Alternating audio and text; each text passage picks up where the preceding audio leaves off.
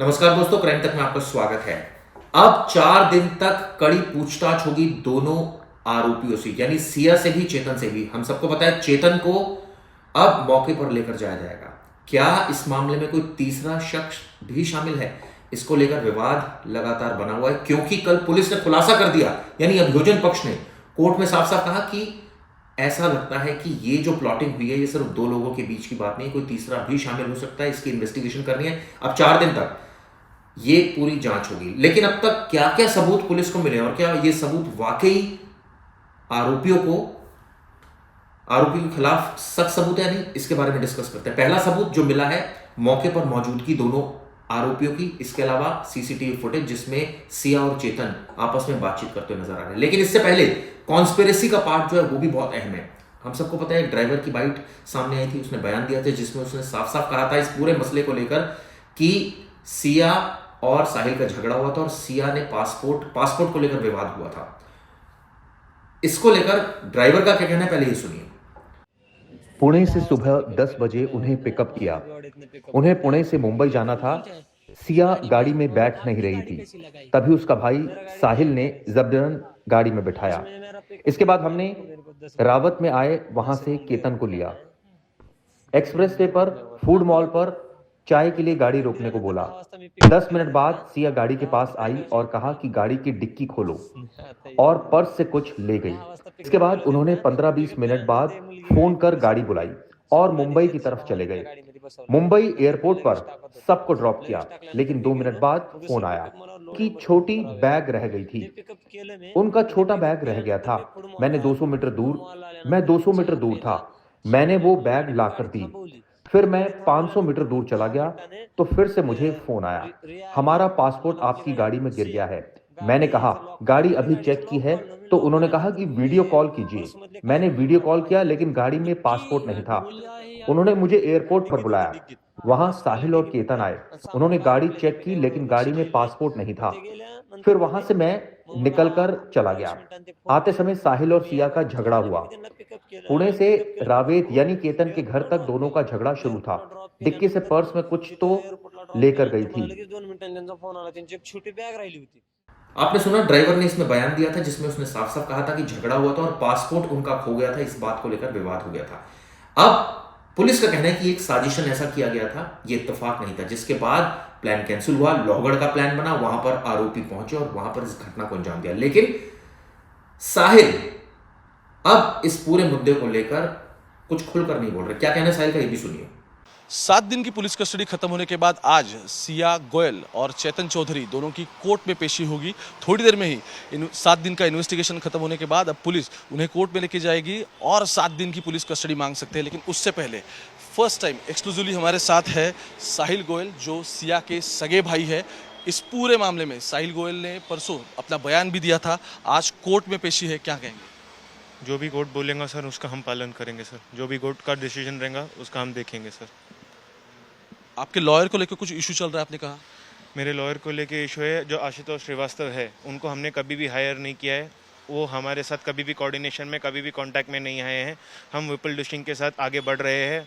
ये बात हमने जब उनको भी बताई है तो वो हमको थ्रेट कर रहे हैं। क्या आपको लॉयर थ्रेट कर रहे हैं? हाँ जी। तो कुछ पुलिस वुलिस से बात हुई आपकी? इस टाइम पे अभी तक बात नहीं हुई है सर। पुलिस से बात नहीं हुई है? अभी तक बात नहीं हुई सर।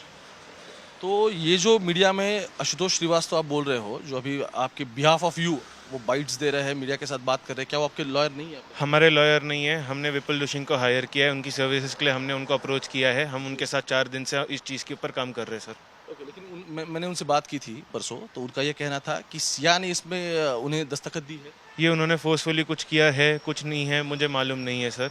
ये उन्होंने लॉकअप में उसका सिग्नेचर लिया है। हमको कुछ इस चीज़ के बारे में उन्होंने इन्फॉर्म किया नहीं है, हमको कांटेक्ट किया नहीं, हमारे साथ कोई कोऑर्डिनेशन रखा नहीं है इस चीज़ के ऊपर से सर।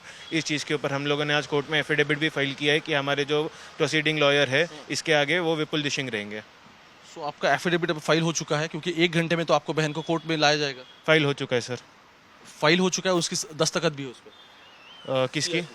वो पेंडिंग प्रोसेस है सर। ओके, वो पेंडिंग प्रोसेस है।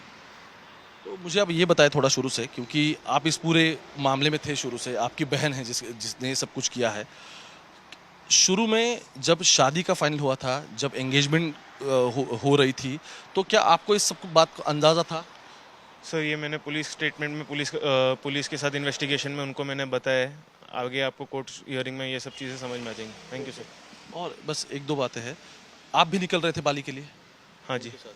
तो ये हमने ड्राइवर से बात की, तो ड्राइवर का कहना था कि आपकी बहन वापस आई थी और उसने कुछ पासपोर्ट वहाँ से निकाला and she tore that passport. तो क्या आपको याद है कि एग्जैक्टली किस तरीके से वो सीक्वेंस हुआ था? हम लोग उतरे थे सर, उसके बाद मैं वॉशरूम गया था। वी वेंट टू स्टारबक्स, मैं ड्राइवर के साथ वाली सीट पे बैठा था। It was late at night, उसकी वजह से I was a bit sleepy, तो मैंने स्टारबक्स में कॉफ़ी ऑर्डर की थी। I know only about that much sir. तो ये बाली का प्लान आपका फाइनल था लेकिन? हाँ जी। फाइनल था, वो पासपोर्ट की वजह से कैंसिल हो गया? हाँ जी। बस और एक सवाल आपसे करना चाहता हूँ, अब ये सब कुछ होने के बाद क्या आपकी बहन के साथ बात हुई? नहीं सर। और आपने जो अभी स्टेटमेंट दिया है इस पूरे मामले में, वो एग्जैक्टली क्या उसमें आपका कहना है, थोड़ा ब्रीफ दीजिए। What statement sir? स्टेटमेंट जो आपने रिकॉर्ड किया है उसमें एग्जैक्टली क्या आपने ब्रीफिंग दिया है? वो मैंने पुलिस को बता दिया सर। आज वो पुलिस आपको कोर्ट ऑफ लॉ में बता देंगी sir. Thank you so much. Thank you. आपने सुना, साहिल ने भी इस पर बयान दिया। हालांकि उन्होंने स्पष्ट नहीं बताया कि पासपोर्ट वाली बात क्या थी, लेकिन अब इस मुद्दे को लेकर मैं आपको बता दूं, लगातार जांच चल रही है, 4 दिन की पुलिस रिमांड पर है। वकीलों को इस पूरे मुद्दे पर क्या कहना है, ये सुनिए। किन पक्षों को, किन दलीलों को पुलिस ने रखा और कितनी मांग की? पुलिस ने 7 दिन की पुलिस कस्टडी की मांग की थी, लेकिन कोर्ट ने दोनों तरफ की दलीलें सुनते हुए उनको 3 जुलाई तक की पुलिस कस्टडी दी है। अभी हमारे तरफ से ऐसा कहना था कि पुलिस कस्टडी की जरूरत नहीं है ज्यादा, क्योंकि उसने ऑलरेडी पुलिस को सब कोऑपरेट किया है। लेकिन केस का ग्रेविटी को देखते हुए, पब्लिक आउटक्राई देखते हुए कोर्ट ने उनको फेयर अपॉर्चुनिटी इन्वेस्टिगेशन के लिए देते हुए 3 तारीख तक पुलिस कस्टडी। आपने अपनी तरफ से क्या दलीलें दी है? आपने किन बातों को? हमने वही बोला है कि आज तक उसने पूरी तरीके से पुलिस को कोऑपरेट किया है, इसके आगे भी वो पूरी तरीके से कोऑपरेट करने के लिए तैयार है। ये हमने हमारी तरफ से ये। तो आपने सुना साहिल की बयान, कैब ड्राइवर का बयान और वकील का बयान। लेकिन अभी भी मैंने आपको जो बताया कि कुछ अहम सबूत है, लेकिन जो सबसे बड़ी चीज है इस पूरे मामले में चश्मदीद नहीं है। ऐसे में पूरा मामला परिस्थिति जन्य साक्ष्य पर निर्भर है, यानी सर्कमस्टांशियल एविडेंसेस पर। लेकिन एविडेंसेस बहुत हैं, क्योंकि जो रिलेशन है वो प्रूव हो रहा है। दोनों के बीच 2000 कॉल, दोनों 200 घंटे से ज्यादा बातचीत, यानी साफ है कि दोनों नजदीकियां थी। एक सीसीटीवी फुटेज जिसमें खुद चेतन और सिया नजर आ रहे हैं। इससे पहले हमने देखा कॉन्स्पिरेसी पार्ट, जिसमें पुलिस का कहना है कि पासपोर्ट को जानबूझकर चोरी किया, हटाया गया ताकि प्लान कैंसिल हो बाली का और आरोपी पहुंच जाए लोहगढ़। ठीक वैसा ही हुआ, वहां पहुंचे और उसके बाद इस घटना को अंजाम दी गई। यानी पूरा सीक्वेंस पुलिस के सामने साफ है। लेकिन सबसे बड़ी बात है, चेतन को लेकर जाया जाएगा, उससे पूछेंगे कि भैया कैसे मारा, धक्का किसने दिया, क्योंकि अभी तक बात ये भी आ रही है कि सिया ने इशारा किया, चेतन ने धक्का दिया। सच्चाई क्या है ये आने वाले दिनों में साफ होगा। लेकिन इस बड़ी खबर पर हमारी नजर आएगी और आपको एक एक अपडेट देता रहूंगा।